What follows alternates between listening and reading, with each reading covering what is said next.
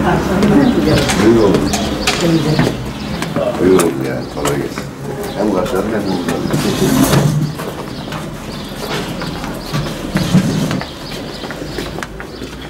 Kırım döktüm bizim işimiz. Haber hoş.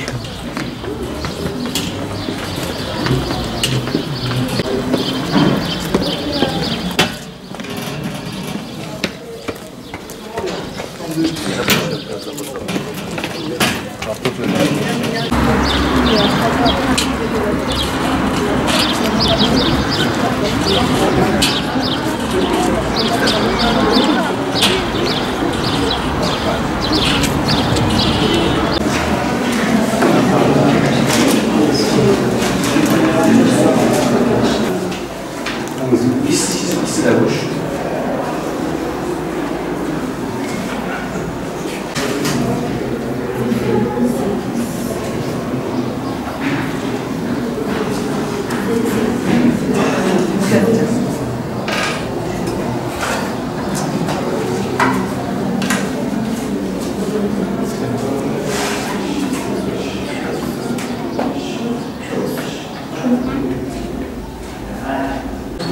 Şimdi kullanabilirsiniz.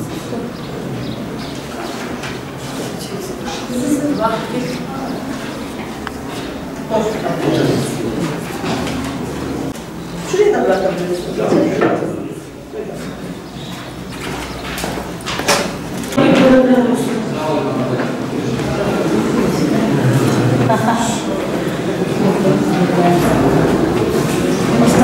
Mustafa geliyor.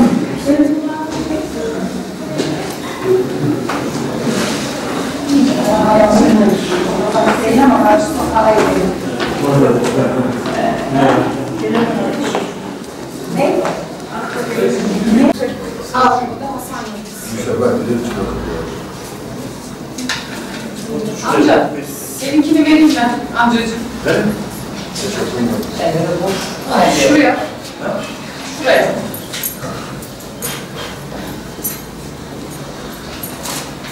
Sen amcacığım şuraya bir imza sana vermeyeyim.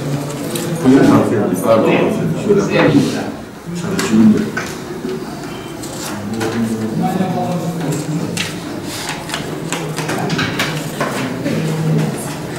Hadi ya. Abla ters tutuyorsundur. Abla ben tutuyorum. Şöyle tamam böyle basıyor. Amcacığım sen gitme. Beyefendi. Ha, üstten dönüyor. Üstüne dokunuyorum böyle abla. Allah ya bak. Olsun olabilir abi. Hadi olmaz. Sen de dedin. Hadi teyzeciğim sana zahmet şuraya bir imza. Buyurun hanımefendi. İmzanı yok. Şuraya imza alacağım kardeşim. Teşekkürler. Haberli olsun. Hayırlı olsun. İmzamız var. Kardeşim.